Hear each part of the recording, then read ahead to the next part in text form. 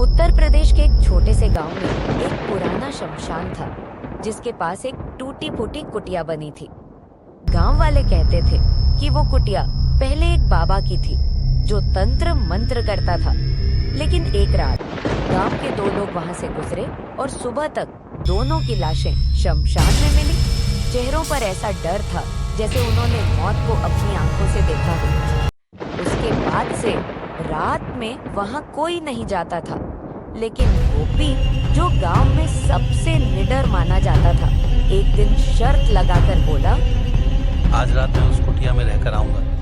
देखता हूँ कौन मुझे रोकता है। गांव वाले मना करते रहे, लेकिन गोपी ने रात 12 बजे अपनी लालटेन ली और शमशान की तरफ चल पड़ा। रात का सन्नाटा, दूर कहीं से सियारों के रोने की आवाज और चारों तरफ अंधेरा। कुटिया का दरवाजा उसने खोला तो अंदर धूप और राख की गंध थी। कोने में टूटी चारपाई, दीवार पर काले धब्बे और बीच में एक मिट्टी का चूल्हा रखा था, जिस पर किसी ने ताजा हवन किया हो, जैसे कोई अभी अभी यहाँ था। गोपी ने हंसते हुए कहा, अरे ये तो बस डराने की बात है। वो चारपाई पर बैठा और लालटेन बुझाकर सोने की कोशिश करने लगा। करीब आधी रात को उसकी आंख अचानक खुली। कुटिया के बाहर किसी के पायल की आवाज आ रही थी।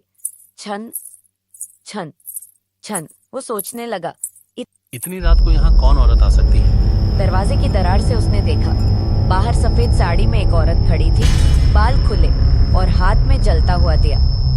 वो धीरे धीरे कुटिया के अंदर आने लगी। गोपी डर के मारे चारपाई के कोने में सिमट गया। उस औरत ने बिना उसकी तरफ देखे चूल्हे के पास जाकर दिया रखा और धीरे धीरे मंत्र पढ़ने लगी। फिर उसने गोपी की तरफ मुड़कर देखा। उसकी आंखें पूरी लाल थी और चेहरा काला पड़ा हुआ।